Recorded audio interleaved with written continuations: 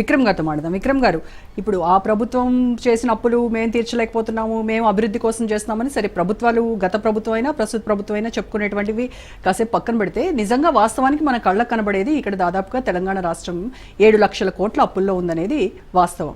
అయితే ఈ అప్పులు తీర్చడానికి మళ్ళీ అప్పులు చేయడము, వడ్డీలు కట్టడానికి, కిస్తీలు కట్టడానికి ఇదే సరిపోతుంది. మరి అభివృద్ధి కోసం చేస్తున్నామని చెప్తున్నప్పుడు ప్రజల నుంచి వస్తున్నటువంటిది ఎక్కడ అభివృద్ధి జరుగుతోంది? అంటే ప్రభుత్వ భూములను కూడా తెగనమ్మేసి ఆదాయ వనరులను సృష్టించుకుంటున్నాము అని చెప్తున్నటువంటి ప్రభుత్వాలు మరి ఏ రకంగా మా సంక్షేమం చూస్తాయి, మా అభివృద్ధిని ఏ రకంగా వాళ్ళు చూస్తారు అనేది వాళ్ళ నుంచి వస్తున్నటువంటి ప్రశ్న. ఏం చెప్తారు దీనిపైన?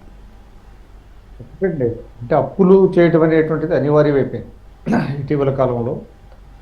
కానీ దాన్ని ప్రయారిటైజేషన్ చేసుకోవాలి. అంటే వాటిని ప్రాధాన్యతా క్రమంలో ఏ విధంగా ఉపయోగిస్తున్నారు, అంటే ఆస్తుల కల్పనకు ఉపయోగిస్తున్నారా, లేకపోతే పూర్తిగా అనుత్పాదక రంగం మీద పెడుతున్నారా అనేటువంటిది చాలా ఇంపార్టెంట్ అండి. మనకి 1956లో ఒకసారి మనం చరిత్రను చూసినట్లయితే ఆంధ్రప్రదేశ్ రాష్ట్రం ఏర్పడినప్పుడు నుంచి 1980 వరకు ఒక్క రూపాయి కూడా రాష్ట్రానికి అప్పు లేదండి.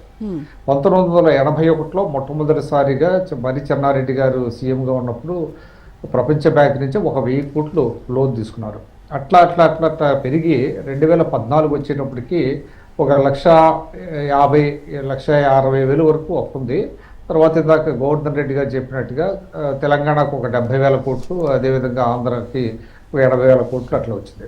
ఆ తర్వాత ఇటీవల కాలంలో ఈ 10 ఏళ్ల కాలంలోనే విపరీతంగా పెరిగిపోయాయి. అయితే ఈ అప్పులు ఎడాపెడా చేయకుండా ఉండడానికి మనకి FRBM అనే ఒక చట్టం ఉందండి. 2002లో వాజ్పేయి గారు ప్రధానమంత్రిగా ఉండగా ఫిస్కల్ రెస్పాన్సిబిలిటీ బడ్జెట్ మేనేజ్మెంట్ అని తీసుకొచ్చారు. అదేంటంటే GSDPలో 3% నుంచి అప్పులు చేయకూడదు ఏ రాష్ట్ర ప్రభుత్వం కూడా తమ టోటల్ GSDPలో. అయితే మనకి కరోనా సమయంలో ఏమైందంటే మనకి ఆర్థిక వనరులు అన్ని రాష్ట్రాలకి తగ్గిపోయినటువంటి నేపథ్యంలో దాన్ని 3% నుంచి 3.5%కి పెంచారు. అయితే కొన్ని రాష్ట్రాల్లో 3.7% కూడా తీసుకున్నారు. అయితే కొన్నేళ్లుగా ఏం జరుగుతున్నదంటే మీకు ఎందుకు ఇక్కడ కాగ్ రిపోర్ట్కి, RBI రిపోర్ట్కి, రాష్ట్ర ప్రభుత్వం రిపోర్ట్కి రకరకాల ఫిగర్స్ ఎందుకు వస్తున్నాయంటే మీకు కార్పొరేషన్ల ద్వారా బారోయింగ్స్ జరుగుతున్నాయండి. అది చూపించట్లేదు. కార్పొరేషన్ల ద్వారా తీసుకున్నటువంటి అప్పులు ఏంటంటే రాష్ట్ర ప్రభుత్వం అప్పులో లేదు ఇవాళ. ఎందుకంటే RBI రిపోర్ట్లో మీరు చూసినట్లయితే మొన్న లాస్ట్ సెషన్లో హరీష్ రావు గారు కూడా చెప్పారు 3.89 lakh crores ఉంది, మీరు చెప్పినట్టుగా 7 లక్షల కోట్లు కాదని అంటాడు ఆయన. అయితే ఇవాళ ముఖ్యమంత్రి గారు ఆయన మాట్లాడినప్పుడు 8 లక్షల కోట్లు అండి, 8 లక్షల కోట్లు దాటిపోయినాయి. అంటే వీళ్ళు చేసింది 1,56,000 కోట్లు ఈ 15 నెలల్లో. కేసీఆర్ గారి గవర్నమెంట్ 9.5 సంవత్సరాల్లో 7,71,000 కోట్లు అని చెప్పారు.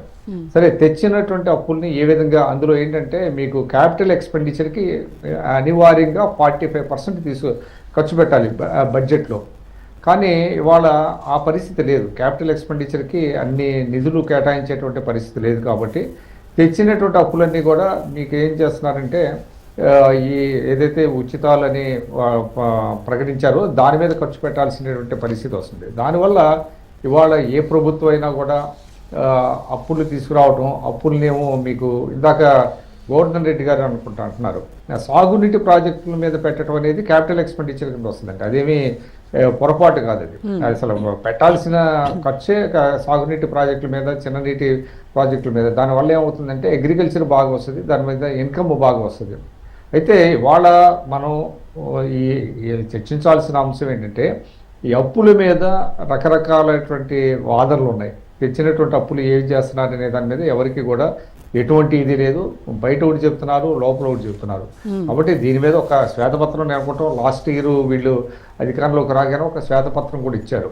అయితే ఇవాళ అడ్మిట్ చేయటం ఏంటంటే 1,50,000 కోట్లు దాటిపోయింది 15 నెలలు అన్నారు. ఇది చాలా అబ్నార్మల్గా ఉంది అది. ఎందుకంటే TRS government on average Govardhan Reddy గారు చెప్పినట్టు 40,000 కోట్లు కదండి, దాదాపుగా మీకు 65,000 కోట్ల నుంచి 70,000 కోట్ల వరకు ప్రతి సంవత్సరం చేసుకొచ్చారు. అందుకనే మీకు 7,71,000 కోట్లు వచ్చింది. అది కాక పెండింగ్ బిల్స్ ఇవన్నీ ఉన్నాయి.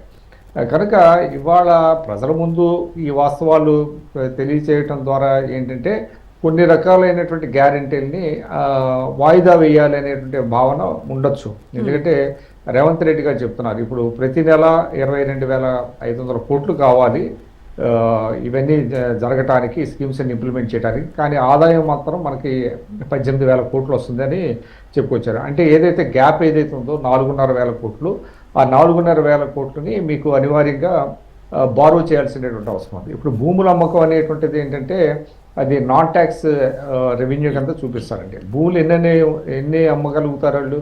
ఉన్న భూములన్నీ ఇప్పటికే చాలా వరకు గతంలోనే అమ్మేశారు. అంటే మీకు ఆ నాన్ ట్యాక్స్ ఎక్స్పెండిచర్ అనేటువంటిది ఎక్కువగా లేదు.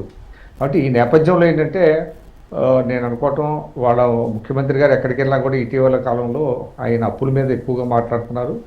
బహుశా ఈ గ్యారంటీస్ని మరికొంతకాలం పోస్ట్ పోన్ చేయడానికి తగినటువంటి ప్రాతిపదిక దేనికి మీరు పోస్ట్ పోన్ చేస్తున్నారంటే మరి ఆదాయం లేదు, రెవెన్యూస్ లేవు, మనం అప్పు చేయాల్సి వస్తుంది, గత ప్రభుత్వం ఇంత చేసింది, దానికి కిస్తీలే కడతాం.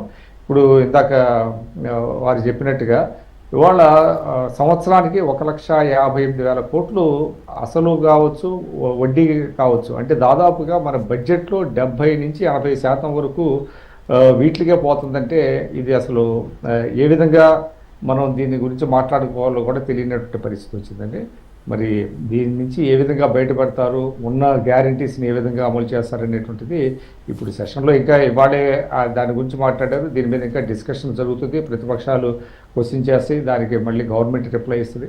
అది చూడాల్సిన. అంటే ఎలాంటి ఆదాయ వనరుల మార్గాలు ఉంటాయంటారు? అంటే ఒక ప్రభుత్వం సెల్ఫ్ సస్టైన్ అవ్వాలి అని అంటే ఇవాళ నేను పేపర్లో చూశానండి, ఇవాళ మద్యం మీద కూడా ఆదాయం తగ్గిందంట తెలంగాణ గవర్నమెంట్కి. ఎందుకు తెలంగాణ అంటే మనకు మెయిన్గా ఏంటంటే రిజిస్ట్రేషన్స్ మీద, మోటార్ వెహికల్స్ ట్యాక్సులు, అదేవిధంగా మద్యం మీద వచ్చేటువంటి ఆదాయం ఇవే మేజర్ సోర్సెస్ ఏ రాష్ట్ర ప్రభుత్వానికైనా. నాన్ ట్యాక్స్ రెవెన్యూ అనేది కొంచెం వస్తాయి వీటి మీద, మైన్స్ ఇటువంటి వాటి మీద, మినరల్ వాటి మీద కొంత ఆదాయం వస్తుంది. అయితే ఇవాళ ఎందుకు తగ్గిందంటే గతంలో జగన్మోహన్ రెడ్డి గారి సీఎంగా ఉండగా అక్కడ అంటే చెత్త బ్రాండ్లన్నీ ఉండేవి. అందువల్ల ఇక్కడ నుంచి తీసుకెళ్ళి అక్కడ ఆంధ్రాలో అమ్ముతూ ఉండేవాళ్ళు ఇక్కడ. అందువల్ల ఇక్కడ సేల్స్ ఎక్కువగా ఉంటే గవర్నమెంట్కి ఆదాయం పెరిగింది. ఇవాళ అక్కడ కూడా ఏంటంటే మంచి బ్రాండ్స్ ప్రవేశపెట్టడం మూలన ఆంధ్రాలో కూడా అక్కడ కొనుక్కుంటున్నారు. కాబట్టి ఇక్కడ ఆదాయం తగ్గింది, మద్యం మీద ఆదాయం తగ్గింది అనేది కూడా ఇవాళ నేను పేపర్లో చూశాను. ఆ విధంగా రిసోర్సెస్ తగ్గిపోతున్నాయి, గవర్నమెంట్కి వచ్చేటువంటి ఆదాయం పడిపోతున్నది. దాన్ని ఏ విధంగా పెంచుకోవాలనే దాని మీద దృష్టి పెట్టాలి, కొంత దుబారా తగ్గించుకోవాలి. ఆ విధంగా ఎక్కడైతే ఉన్నాయో అంటే సమర్థవంతంగా ట్యాక్సుల్ని, ఇవాళ జిఎస్టీ ఉంది, జిఎస్టీలో కూడా చాలా లోపాలు ఉంటున్నాయి. ఆ జిఎస్టీని సక్రమంగా అమలు చేస్తే కనుక కొంత ఆదాయం పెరుగుతుందండి. దీని మీద దృష్టి పెట్టాలి, కంటిన్యూస్గా మానిటర్ చేయాలి. ఇవాళ ఆంధ్రాలో చంద్రబాబు నాయుడు గారు ఇటీవల ఆయన మీకు వాణిజ్య పన్నుల మీద, జిఎస్టీ మీద నిరంతరంగా ఆయన పెట్టడం మూలన ప్రజల మీద అదనపు భారం పడకుండానే దాదాపుగా 4,500 కోట్లు పెరిగిందని చెప్పారు. అందువల్ల అటువంటి పర్యవేక్షణ, అటువంటి సమీక్ష ప్రతి డిపార్ట్మెంట్లో కనుక చేస్తే ఆ లూప్ హోల్స్ని ప్లగ్ చేసి గవర్నమెంట్కి ఆదాయం పెరుగుతుంది. ఇచ్చినటువంటి హామీలని ఎక్కువ అప్పులు తెచ్చుకోకుండానే నెరవేర్చేటువంటి